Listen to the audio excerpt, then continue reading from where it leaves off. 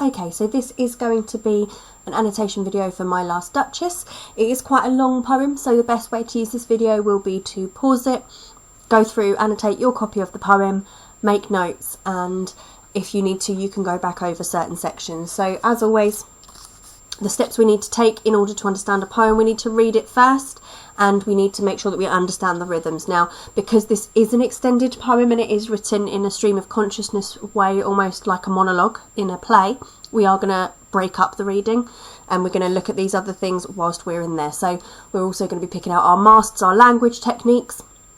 We're going to be looking at structure, how the sentences flow within the lines of the poem and the form. Is there a particular regularity that we can see here? And then context we'll come back to at the end.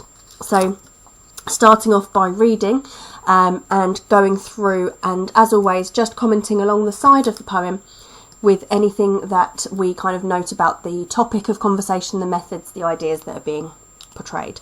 So the beginning of the poem says Ferrara. This is a link straight away to the Duke of Ferrara, who is the inspiration for this poem.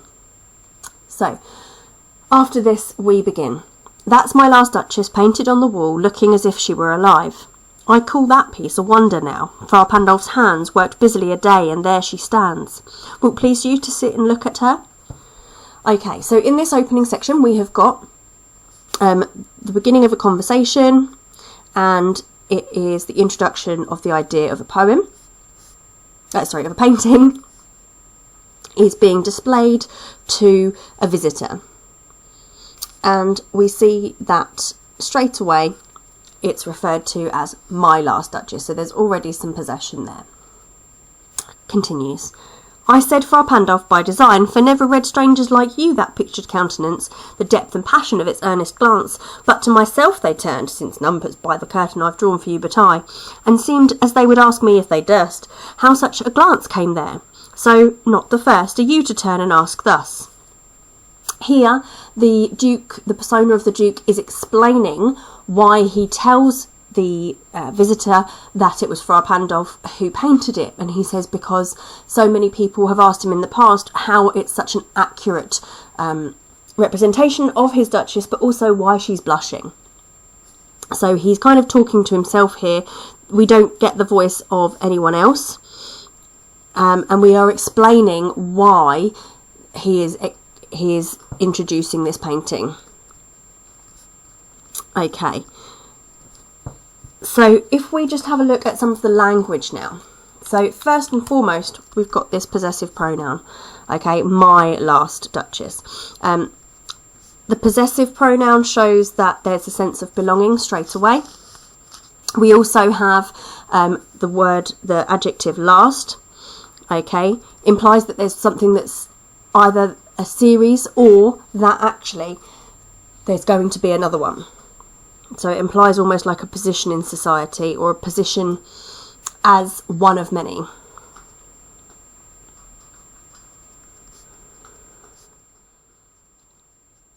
Okay, also here we've got this simile, looking as if she were alive, which implies again that she's dead. He calls the piece a wonder now. And here he's name dropping. Okay, so we've got the proper noun, Frau Pandolf, he's name dropping a famous painter. And he is talking about the painting here. In terms of organisation and the structure, we have this aside here within parenthesis, within brackets, to stamp his authority. So it's shown as a subordinate clause. However, really he's saying that he is in control, that nobody but him is allowed to display this picture. So again, it's this control mechanism that the Duke exercises constantly. Okay, we also have this verb durst. Okay, so it's a suggestion that he is to be feared. Otherwise, people wouldn't have to dare to ask him questions. And then as the poem continues, we see perhaps some of the reason as to why he acts in this way. So he says, "Sir, 'twas not her husband's presence only called that spot of joy into the Duchess' cheek. Perhaps for our Pandulph chanced to say, her mantle laps over my lady's wrist too much, or paint must never hope to reproduce the faint half flush that dies along her throat." So here he's saying that his wife liked compliments, okay, and he did not like her response to those compliments. So he almost implies that he thinks she's a bit flirty or she's too easily pleased. We can tell that because we have the fact that it was "'twas not her husband's presence only." Okay, and then we've got some examples of things that might flatter her. So we've got, "Such stuff was courtesy, she thought, and cause enough for calling up that spot of joy." We've got this repetition of an idea of a spot of joy. "She had a heart, how shall I say, too soon made glad, too easily impressed." And again, this is showing the opinion of the Duke here. "She liked whatever she looked on, and her looks went everywhere." This implies his suspicion of her.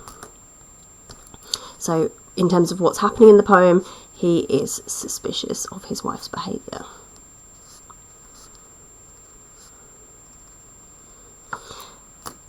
"Sir, 'twas all one," we continue. "My favour at her breast, the dropping of the daylight in the west, the bough of cherry summer fishes fall broke in the orchard for her, the white mule she rode with round the terrace, all and each would draw from her alike the approving speech, or blush at least." So this is him listing all the things that pleased her, things that flattered his wife. "She thanked men, good, but thanked somehow." And here we have again this kind of allusion. He's alluding to something less than proper. Okay. "I know not how, as if she ranked my gift of a 900 years old name with anybody's gift." So this is what he's really annoyed about, is the fact that he, by marrying this lady, has made her a duchess, has raised her position, and she ranks his gift of a 900 years old name with everybody else. "Who'd stoop to blame this sort of trifling? Even had you skill in speech, which I have not." Again here we've got another subordinate clause inserted in parenthesis, but really he's flattering himself. He's trying to draw attention to the fact, because all we hear is his voice, that he does have a way with words. But he's trying to appear self-deprecating. "To make your will quite clear to such an one, and say, just this or that in you disgusts me. Here you miss, or there exceed the mark. And if she let herself be less than so, nor plainly set her wits to yours, forsooth, and made excuse, even then would be some stooping, and I choose never to stoop." So we have this repetition of the verb to stoop, okay, and this implies kind of bowing down or allowing someone else to be in control. And the Duke says that it would be, he wouldn't be able to tell his wife that she was doing something wrong without embarrassing himself. So actually he acts in a very different way. He's embarrassed to have to challenge her. He feels that he shouldn't have to bring himself to do that. Okay, then we have the final section of the poem, and he says, "Oh, sir, she smiled, no doubt, whenever I passed her, but who passed without much the same smile?" This jealousy coming through again. "This grew, I gave commands, then all smiles stopped together." So did he order her death? Because he's saying that he gave orders and smiles stopped. It's almost like a whodunit for this poem.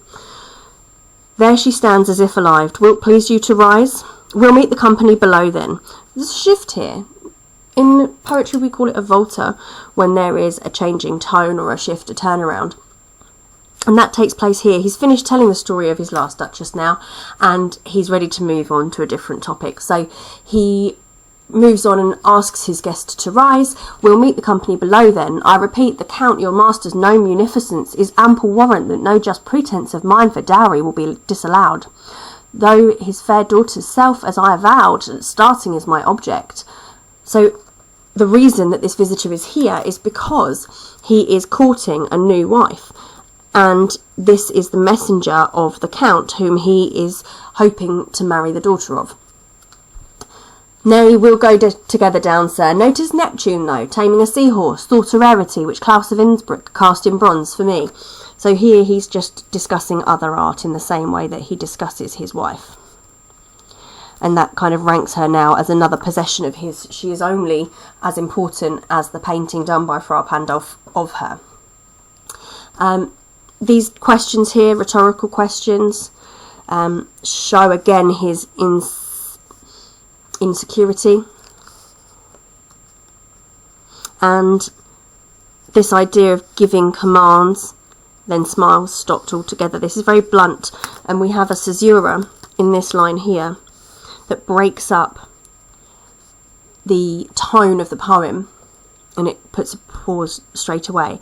And then again we have another here, as if alive, reinforcing the fact that she is dead, and it seems to be as a result of his choices. Then we've got this idea of Neptune, again this parallel to art, but also to mythology.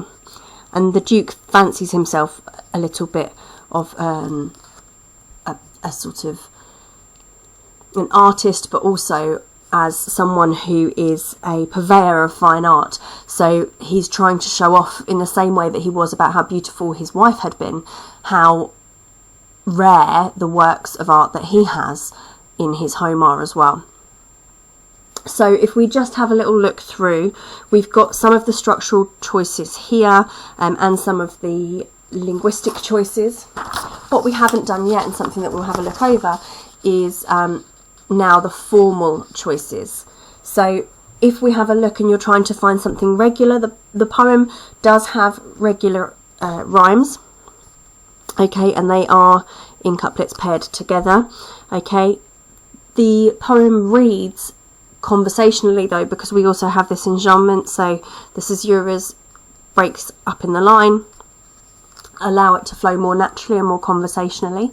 And as we said earlier on, it's kind of like a monologue within a play or a drama. So we have a couple of different voices. So the voice that we have initially, the persona, is that of the Duke of Ferrara.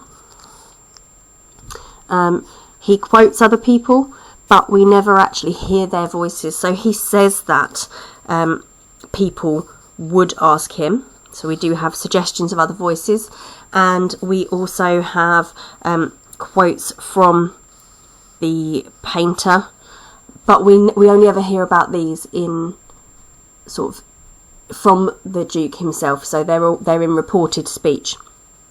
And this suggests, whereas in Ozymandias we have different voices coming through, he is the most significant, he is the one in control. Now, in terms of context, in order to link this poem to contextual information, what we can do is think about Robert Browning-Smith himself. He was known to write romantic poems, often concerned with the relationships that people have amongst themselves, and he wrote this poem in particular inspired by Duke Alfonso of Ferrara, who was rumoured to have ordered his wife's death because of her presumed infidelity, and we can see that along in the stanza which we've picked out previously, when he says how easily pleased she is by other people, and then the fact that he saw it as stooping to have to address her behaviour, it was below him, and this idea that he gave commands and all smiles stopped together.